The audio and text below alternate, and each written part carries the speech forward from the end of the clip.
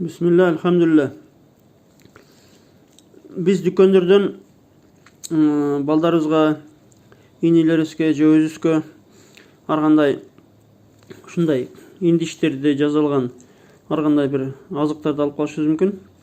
Мисалы, консервада, коробкаларда, ушундай упаковкаларда шоколад, сок-пок, йогурт, конфет, санфет, ушу завод, фабрика, цехтерде жазылган бүт немелердечи.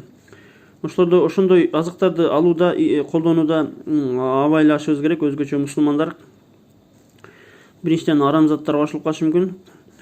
Мисалы, чочконун майы, же башка бир арам заттар, же курт кумурскалардын мисалы үчүн калдыктары, мисалы үчүн да.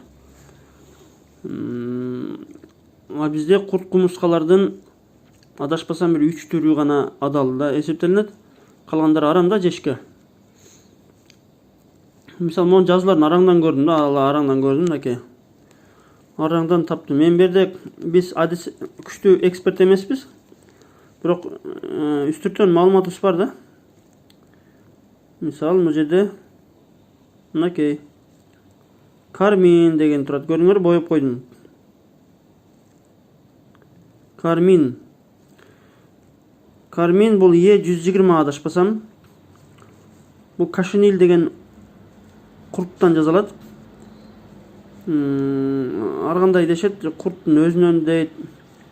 Анан бир жыныстык бир нерсесинен дейт. Кыскасы ошо кашенил деген курт кумурска да. Ал арам деп эле эсептелинет.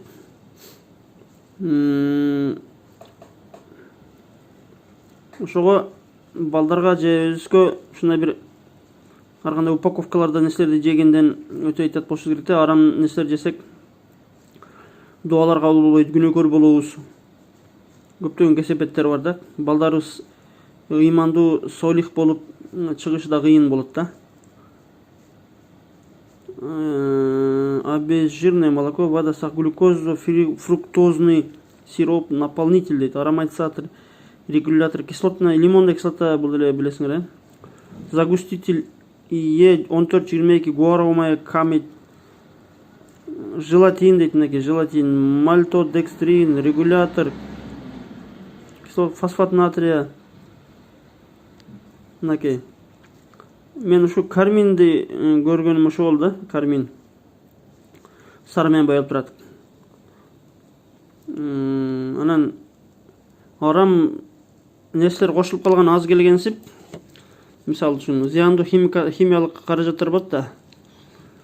Аларды туруктуу жесе ар кандай ооруларга алып келет деп эле айтып атышат, бүт эле. Рак, опухоль, башка ооруларгачы. Язва, ошо. Ошого балдардын көңүлүнө карабай эле неме кылбаш керек. Бербей коюш керек да. Ошол. Напиток, ичимдиктер ар кандай болот. Ошого аларды азыраак колдонуш керек да, мүмкүн болсочу. Мүмкүн болсо табигый нерселерди жеш керек. Мүмкүн болсо үйдө йогурттар жасаш керек балдар үчүнчү. Негизи эле ушундай упаковкаларда, консервалардагы немелерди эч колдонбой койсок жакшы, же өтө аз зарылчылык болгондо колдонгон жакшы да, негизичи.